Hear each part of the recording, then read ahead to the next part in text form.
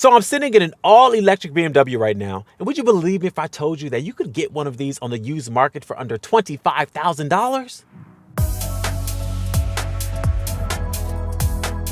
Hey everybody, I'm Deshola from Edmonds, where we're known as the Car Testing Pros. And today, we're teaming up with CarMax to explore 5 used EVs that cost $25,000 or less on the used market. Why that figure? Well, because there's a new tax credit of up to $4,000 on used electric vehicles that cost less than that. So these are our best bets for you to get the credit while also getting a good driving car. Okay, now for the EVs. Let's start with the BMW i3. Now, one of our favorite things about it is its distinct look. It has a really cool premium interior, and you can find them with either open pore wood or metal trim. The i3 debuted in 2014, and the 2021 i3, which is the last year BMW produced it, got an EPA estimated 153 miles of range when new. And Apple CarPlay also came standard. But it is missing Android Auto and a few key driver's aids like adaptive cruise control. Even though 150 miles doesn't sound like a lot, it can be more than enough. And hey, most EV owners charge at home anyway. Keep in mind though, EV batteries do degrade over time, and this can impact their range. You can learn more about that in the video linked above. If you like a car with a European flair, but the i3's design is just a little too eccentric for you, then there is the Volkswagen e-Golf.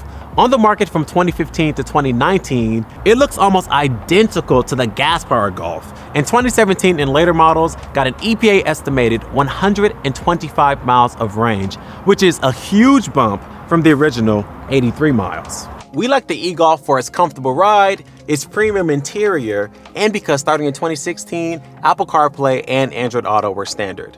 Now, starting in 2017, the e-Golf SEL trim came with all the important driver's aids, like adaptive cruise control and automatic emergency braking. And starting in 2019, it was also available on the base SE trim. The Nissan Leaf has been around for more than a decade, but the second generation, which started in 2018, is what's really worth a look. Now these Leafs, or is it Leaves, can go an EPA estimated 149 miles on a single charge. Now the older generation gets a little more than 100 miles on a full charge. The Leaf can be a great value, but just keep in mind that the base trim is pretty bare bones. So you're gonna wanna look for an SV trim or higher, specifically a 2018 model or newer to get more features. Now we're talking things like Apple CarPlay, Android Auto, automatic emergency braking, adaptive cruise control, and other modern high-tech features.